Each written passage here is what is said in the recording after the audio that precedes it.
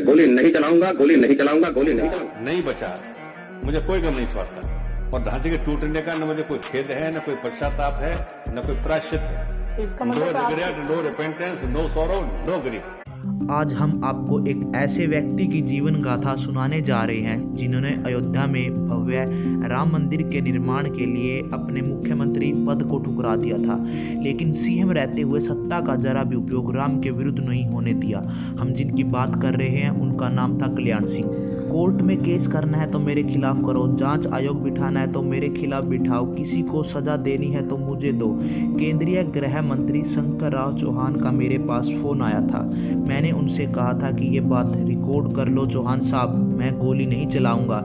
ये सब देश के सबसे बड़े सूबे के मुख्यमंत्री रहे कल्याण सिंह के थे, जिन्होंने बाबरी विध्वंस के बाद बीजेपी के कार्यकर्ताओं को संबोधित करते हुए कहा था। 6 दिसंबर 1992 को अयोध्या में जैसे ही बाबरी मस्जिद की पहली ईंट गिरी, कल्याण सिंह ने अपने लेटर पैड पर अपना इस्तीफा लिख दिया था। उन्होंने मस्जिद ढा रहे कार सेवकों पर गोली चलवाने से साफ मना कर दिया था। 6 दिसंबर 1992 की घटना पर कल्याण सिंह के बोल, अयोध्या में बाबरी मस्जिद ढाने के बाद मुख्यमंत्री के पद से त्याग पत्र देने का कारण बताते हुए कल्याण सिंह ने कहा था कि उस दिन अयोध्या के अंदर जो कुछ भी हुआ मैं उसकी पूरी जिम्मेदारी लेता हूँ।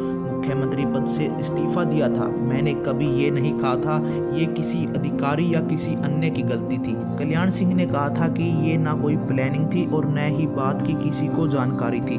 मुख्यमंत्री पद की शपथ लेने के बाद कल्याण सिंह ने अयोध्या आकर दृढ़ता से राम मंदिर निर्माण की शपथ ली थी। साथ ही रामलला के दर्शन करके नारा लगाया था कि रामलला हम आएंगे, मंदिर वहीं बनाएंगे। वह नारा आज फलीभूत हो रहा है। आज राम मंदिर का निर्माण भी हो रहा है, लेकिन इसके लिए अपने जीवन को समर्पित करने वाले कल्याण सिंह हमारे बीच में मौजूद नहीं है।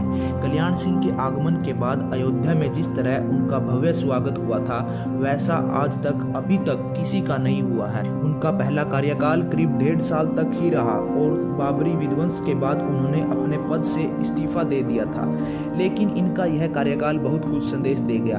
मंदिर मस्जिद विवाद के अंत का फैसला कर लिया था। भाजपा नेता विद्यावासिनी कुमार जो कल्याण सिंह के करीबी रहे और उनके साथ काम किया, उनका कहना था कि 6 दिसंबर के दिन वह अयोध्या में थे।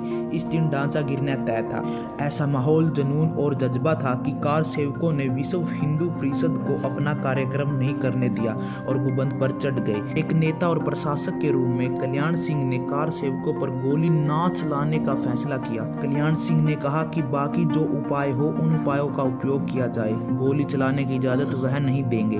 पहला गुबंद गिरने के बाद इसकी जानकारी कल्याण सिंह को दी गई। शायद उन्होंने मन में इस विवाद को समाप्त करने का फैसला कर लिया था।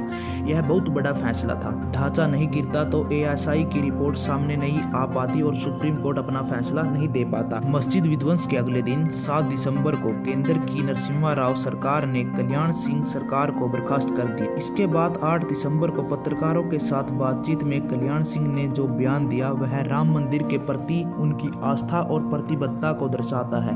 यूपी में अपनी सरकार के बने 1 साल ही हुए थे। कुर्सी गंवाने का उन्हें जरा भी मलाल नहीं था। उन्होंने मीडिया कर्मियों से कहा, बाबरी का विध्वंस भगवान की मर्जी थी, मुझे इसका कोई मलाल नहीं है, कोई दुख नहीं है, कोई पछतावा नहीं है। ये सरकार राम मंदिर के नाम पर बनी थी और उसका मकसद पूरा हुआ। ऐसे में सरकार राम मंदिर के नाम पर कुर्बान। राम मंदिर के लिए एक या सैकड़ों सत्ता को ठोकर मार सकता हूँ। केंद्र कभी भी मुझे गिरफ्तार करवा सकता है, क्योंकि मैं ही हूँ जिसने अपनी पार्टी के बड़े उद्देश्य को पूरा किया है। यह बोल उत्तर प्रदेश के पूर्व मुख्यमंत्री कल्याण सिंह के थे। यह कहकर कल्याण सिंह ने दिखा दिया था कि उनके लिए राम से बढ़कर कुछ नहीं, सरकार भी नहीं। उनका कहना था कि उनकी आस्था किसी भी सरकार से बढ़कर है, आस्था के आगे कुछ भी नहीं। उन्होंने कहा था कि राम मंदिर के लिए एक नहीं, ऐसी 100 कुर्सियां कुर्बान। राम मंदिर के निर्माण में और राम मंदिर के इस आंदोलन में, इस संघर्ष में कल्याण सिंह की भूमिका को कोई भी नजरअंदाज नहीं कर सकता।